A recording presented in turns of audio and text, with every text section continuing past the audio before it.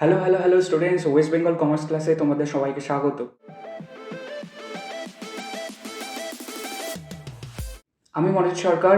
আর উচ্চ মাধ্যমিকের ওয়েস্ট বেঙ্গল বোর্ডের সেমিস্টার 3-র অডিটের এক্সামিনেশন সবার একেবারে ফাটিয়ে হয়েছে। কোশ্চেন খুবই সহজ এসেছে।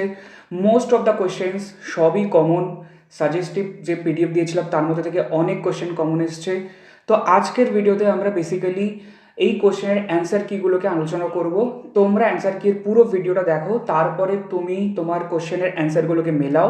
আর তোমরা কত নাম্বার পেয়েছো কমেন্ট বক্সে অবশ্যই জানাও। আর এই ভিডিওটা দেখার জন্য তোমরা বেশি সময় নষ্ট করবে না, বেশি টেনশনও করবে না কে কত পেয়েছো, কারণ কালকে অনেকের আবার বিএসটি এক্সামিনেশনও রয়েছে। সো সময় নষ্ট না করে আমরা একবার দেখে নিই যে পুরো কোশ্চেনের অ্যান্সার কিগুলো কী হবে ল অ্যান্ড অডিটের। আমার কাছে যে সেটটা রয়েছে সেই সেটের প্রথম যে প্রশ্নটা, সেই প্রশ্নটা মোস্ট অফ দ্য স্টুডেন্টের অনেক কনফিউশনস, অনেক বইতে অনেক রকম অ্যান্সার্স দেওয়া। তো কোশ্চেনটা ছিল, একটি অংশীদারি কারবারের পক্ষে কাজ করার জন্য একজন অংশীদারের অধিকার ড্যাশ এবং ড্যাশ হতে পারে। এটা ব্যক্ত ও অনুক্ত দু ধরনেরই হতে পারে, অর্থাৎ কিছুটা এগ্রিমেন্টে বা ডিডে লেখা থাকে আর কিছুটা পার্টনারশিপ অ্যাক্ট বলেছে সেই অনুযায়ী হয়ে থাকে। তাহলে অপশান ডি।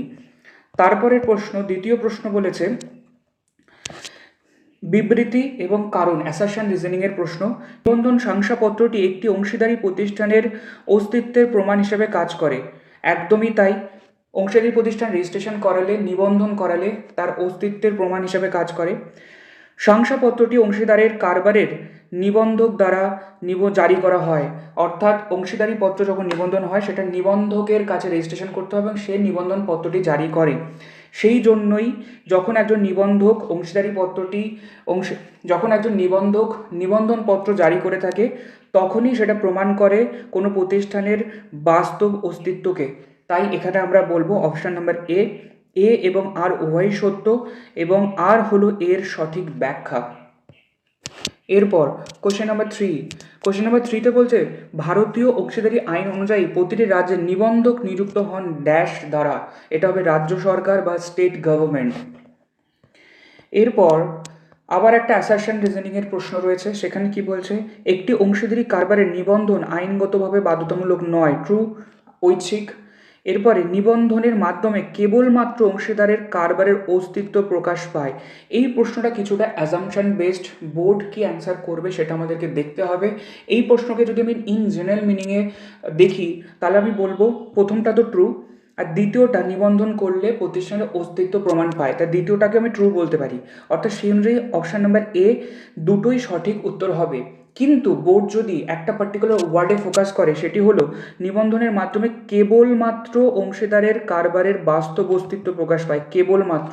কারণ নিবন্ধন করালে শুধুমাত্র কি তার বাস্তব অস্তিত্ব প্রকাশ পায় তা তো নয়, তাছাড়াও প্রতিষ্ঠানটা যখনই নিবন্ধন করায় সে বেশ কিছু সুবিধা ভোগ করে থাকে। তাই আমরা যদি জটিল সেন্সে দেখি, এটা ডিপেন্ড করছে অ্যাজাম্পশনস কী নিচ্ছে। সেক্ষেত্রে কিন্তু কেবলমাত্র লেখাটার জন্য এই স্টেটমেন্টটাকে আমরা ভুল প্রমাণ করতে পারি। তাই সেক্ষেত্রে অপশান নাম্বার সি হতে পারে। তবে আমার মতে most accurate answer option A হওয়া উচিত। তবে আমাদেরকে ওয়েট করতে হবে পার্টিকুলার এই প্রশ্নের উত্তরের জন্য বোর্ড কী চিন্তা ভাবনা করছে। এরপর কোশ্চেন নাম্বার 5-এ বলছে নিম্নলিখিত কোনটি একটি অংশীদারি প্রতিষ্ঠানের অংশীদারের অধিকার হিসাবে গণ্য হয়? প্রতিষ্ঠানের কারবার পরিচালনায় অংশগ্রহণ করা। এরপর কি বলছে কোশ্চেন নাম্বার 6, পৃথক আইনি মর্যাদা নীতির অর্থ হলো যে একটি কোম্পানি তার সদস্যদের থেকে একটি স্বতন্ত্র আইনি পরিচয় থাকে বা লিগাল আইডেন্টিটি থাকে।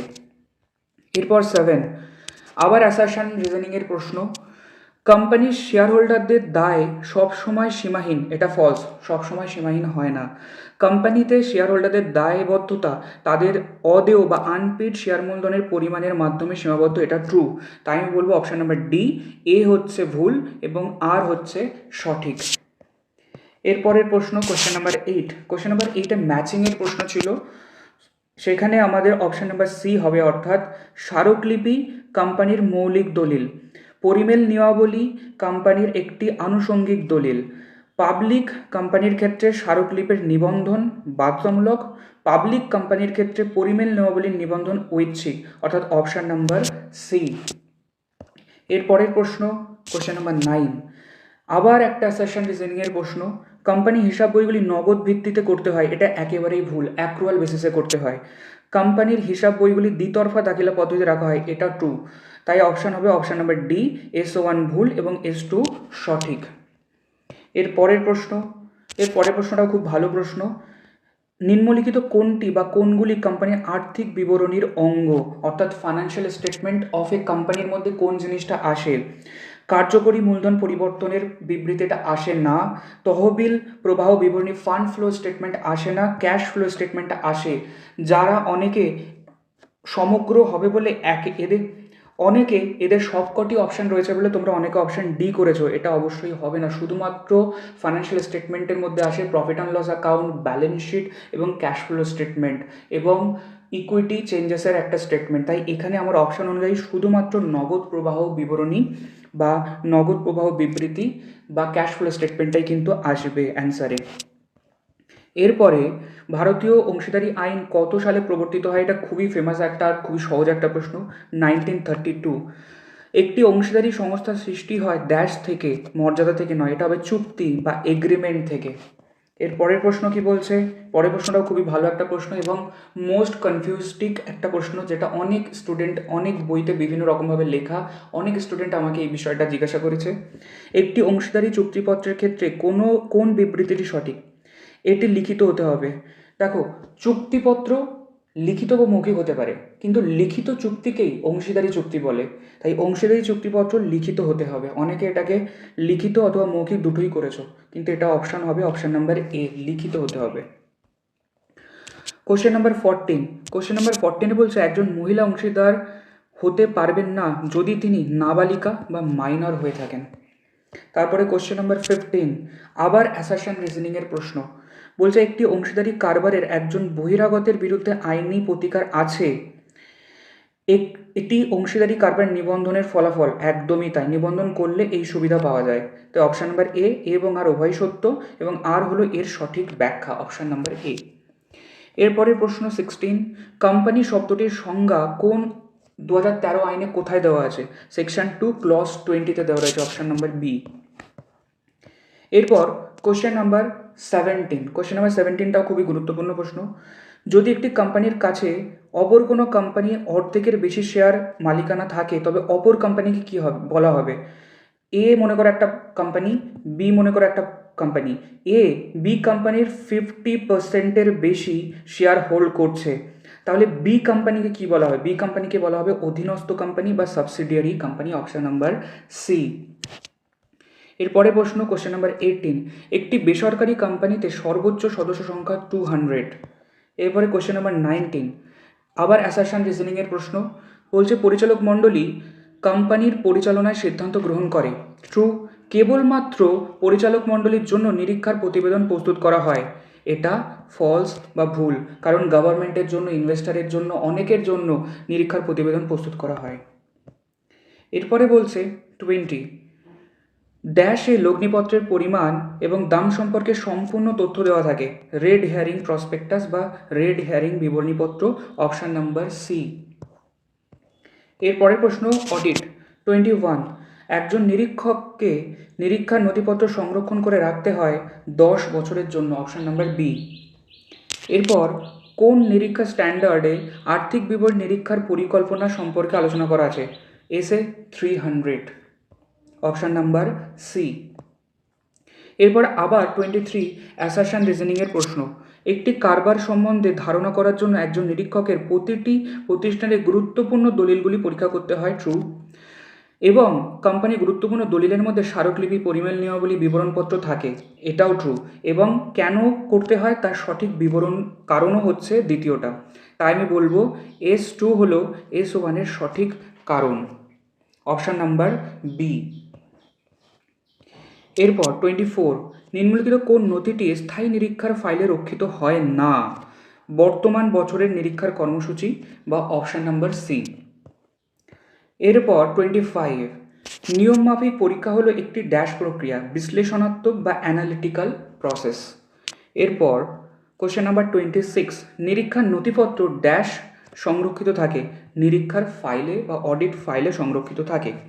কোশ্চেন নাম্বার 27 নিম্নলিখিত কোনটি নিরীক্ষা কর্মসূচির অসুবিধা হিসাবে গণ্য হয়? এটি একটি যান্ত্রিক কার্যকলাপ বা মেকানিক্যাল অ্যাক্টিভিটি।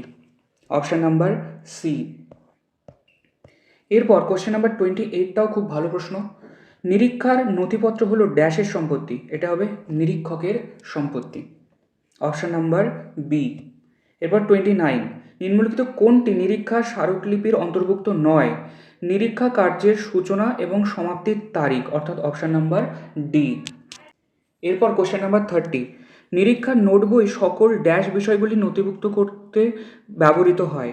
প্রয়োগ সংক্রান্ত গুরুত্বপূর্ণ তথ্যগুলি বা অপারেশনাল ইম্পর্টেন্স, অর্থাৎ যখন অডিট চলছে সেই সময় যা যা গুরুত্বপূর্ণ অপারেশনাল আইটেমস বা ইম্পর্টেন্স জিনিস লিখে রাখা দরকার সেগুলো নিরীক্ষক নোট বইয়ের মধ্যে লিখে রাখেন। এটাও গুরুত্বপূর্ণ প্রশ্ন, কারণ সি এবং ডি এর মধ্যে কনফিউশন রয়েছে। তো most accurate answer is option number D. এরপর হচ্ছে 31, নিম্নলিখিত কোন বিষয়গুলি সঠিক? এখানে বলছে নিয়মমাফিক পরীক্ষা হলো ব্যয় সাশ্রয়ী প্রক্রিয়া, এটি একেবারেই ভুল বা ফলস। নিয়মমাফিক পরীক্ষা হিসাব রক্ষণ কর্মচারীদের ওপর নৈতিক চাপ বাড়ায়, একদম তাই, তারা যাতে সঠিক কাজ করে প্রত্যেক দিন। নিয়মমাফিক পরীক্ষা একঘেয়ে কাজ, একদম ট্রু, তাই অপশান নাম্বার বি 2 এবং 3 হচ্ছে সঠিক। এরপর কোশ্চেন নাম্বার 32, নিয়মমাফিক পরীক্ষা প্রাথমিক উদ্দেশ্য হল হিসাব বইয়ের গাণিতিক নির্ভুলতা নিশ্চিত করা, অপশান নাম্বার সি। এরপর কোশ্চেন নাম্বার 33তে বলছে কোন বিষয়গুলি সঠিক এবং ভুল নির্ণয় করো, ট্রু অ্যান্ড ফলস। নমুনা পরীক্ষা একটি গভীর নিরীক্ষা পদ্ধতি, এটা ফলস। নমুনা পরীক্ষা অপুনরাবৃত্তিক লেনদেনের ক্ষেত্রে প্রযোজ্য, ফলস। নমুনা পরীক্ষা মৌসুমি শিল্পের জন্য প্রযোজ্য বা সিজনাল বিজনেসের জন্য প্রযোজ্য, এটাও ফলস। তাহলে অপশান নাম্বার বি 3টেই ফলস। এরপর কোশ্চেন নাম্বার 34 বলছে আবার অ্যাসারশন রিজনিংয়ের প্রশ্ন। সেখানে বলছে ছোট প্রতিষ্ঠানের ক্ষেত্রে নমুনা পরীক্ষা ভীষণভাবে কার্যকরী, ফলস। যদি কোনো ছোট প্রতিষ্ঠানের লেনদেনের সংখ্যা অনেক বেশি হয় তাহলে নমুনা পরীক্ষা উপযোগী হবে না, এটাও ফলস। তাহলে option number B S1 S2 উভয়ই ভুল। কোশ্চেন নাম্বার 35, নমুনা পরীক্ষা হলো একটি নির্বাচিত লেনদেনের পরীক্ষা বা option number C. Question number 36 বলছে নিরীক্ষা কাজের সাথে সম্পর্কিত নিরীক্ষকের দায়িত্ব ও কর্তব্যগুলি কোথায় লেখা থাকে? নিরীক্ষার নিয়োগপত্রে বা অপশান নাম্বার বি। এরপর কোশ্চেন নাম্বার 37, নিম্নলিখিত কোনটি নিরীক্ষার কাজ শুরু করার আগের প্রস্তুতিমূলক পদক্ষেপ নয়? নিরীক্ষার প্রতিবেদন জমা দেওয়া, এটা সবার শেষে করতে হয়, option number A. Question number 38, আবার অ্যাসারশন রিজনিংয়ের প্রশ্ন। নিম্নলিখিত বিবৃতিগুলির মধ্যে কোনটা সঠিক কোনটা ভুল লিখতে হবে। নিরীক্ষার কর্মসূচি চূড়ান্ত হওয়ার পর তা অপরিবর্তিত থাকা উচিত, পরিবর্তন হলে সমস্যা হতে পারে। একটি নির্দিষ্ট কর্মসূচি নিশ্চিত করে যে নিরীক্ষকগণ পরিকল্পিত পদ্ধতি থেকে বঞ্চিত হবেন না, অর্থাৎ আগে থেকে যা পরিকল্পনা করেছেন যদি নিরীক্ষা কর্মসূচি চূড়ান্ত হয়, পরিবর্তিত না হয়, তাহলে তার প্ল্যানিংগুলো সঠিকভাবে হবে। তাই আমি বলতে পারি এ এবং আর উভয় সঠিক এবং আর হলো এর সঠিক ব্যাখ্যা, option number A. Question number 39, নিরীক্ষার ফাইল সাধারণত গচ্ছিত থাকে ড্যাশের কাছে, নিরীক্ষকের কাছে, option number D. Question number 40, গুরুত্বপূর্ণ প্রশ্ন। নিম্নলিখিত কোন বিবৃতিটি সঠিক? নিরীক্ষার কৌশল ও কর্মসূচি প্রণয়নের জন্য নিরীক্ষা পরিকল্পনা লাগে, option number B is the right answer. পুরো ওভারঅল ল অ্যান্ড অডিটের কোশ্চেন পেপার খুবই সহজ এসছে। যারা বই ভালো করে পড়েছে, যারা সাজেস্টিভ PDF আমি দিয়েছিলাম সেটা পড়েছে, তাদের 99% কোশ্চেন কমন, কোনো ঘুরিয়ে পিছিয়ে খুব বেশি প্রশ্ন দেয়নি। তবে অ্যাসারশন রিজনিংয়ের প্রশ্ন অনেক বেশি মাত্রায় দিয়েছে, আর অ্যাসারশন রিজনিং বুঝতে অনেকের কিছু ডাউট হতে পারে, যার জন্য কয়েকটা প্রশ্ন হয়তো ভুল হলেও হতে পারে। তবে ওভারঅল কোশ্চেন অ্যাকাউন্টসের তুলনায় অনেক সহজ হয়েছে। আশা করি ল অ্যান্ড অডিট সবারই খুব ভালো রেজাল্ট হবে। তো আজকের ক্লাস এই পর্যন্তই, আর তোমাদের সাথে দেখা হচ্ছে পরবর্তী ক্লাসে। So thank you so much.